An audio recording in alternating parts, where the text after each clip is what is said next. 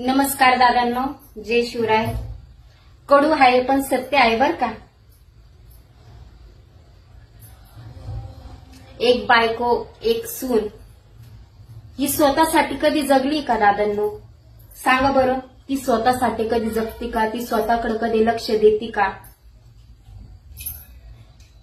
ती फक्त आपला परिवार, मुलं बाळ, सासू सासरे, नणंद जाऊ म्हणजे सगळ्यांना सोबत घेऊन जाण्याचा प्रयत्न करते. एवढं सगळं करत असताना तरी पण तिच्या घरामध्ये ही अशीच आहे, हिला काम होत नाही, ही हुशार नाही, नाही का, येता जाता टोमणे द्यायचे.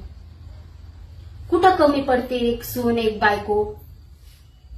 काय चुकी करते ती? सकाळी उठल्यापासून सगळ्यांची आवड निवड, नवऱ्याला हे आवडतं, पोरांना ते आवडतं, पोरांना हे आवडत नाही, सासूबाईंना शुगर आहे, सासूबाईला हे गोड द्यायचं नाही, ते द्यायचं नाही. सगळ्यांच्या शरीराची काळजी घेते, सगळ्यांचे मन जपते, सगळ्यांना मानपान देते. पण तिचं काय? तिचं पावलोपावली अपमान करत राहतात. कोण? सासू सासरे, नवरा, नाही का. ती स्वतःसाठी कधी जगत नाही, ती स्वतःसाठी जगूच शकत नाही. ती फक्त आपल्या परिवाराकडे बघते, परिवाराकडे बघून जगते. तिला असं वाटतं बुवा आपली होईल थोडी देईन, पण आपला परिवार सुखी राहायला पाहिजे, हेल्दी राहायला पाहिजे, नाही का. तिची आवड निवड विचारली का तुम्ही?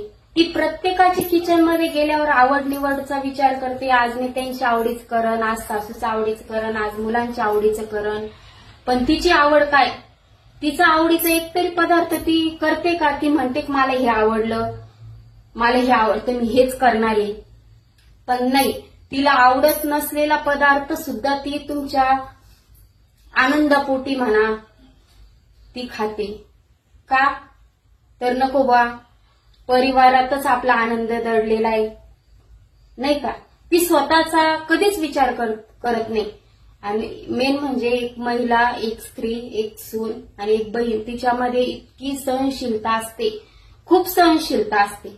नवऱ्यापेक्षा जास्त लेडीजमध्ये सहनशीलता असते. तिला सहन करण्याची खूप शक्ती असते. मग तिचा आदर करायला शिका.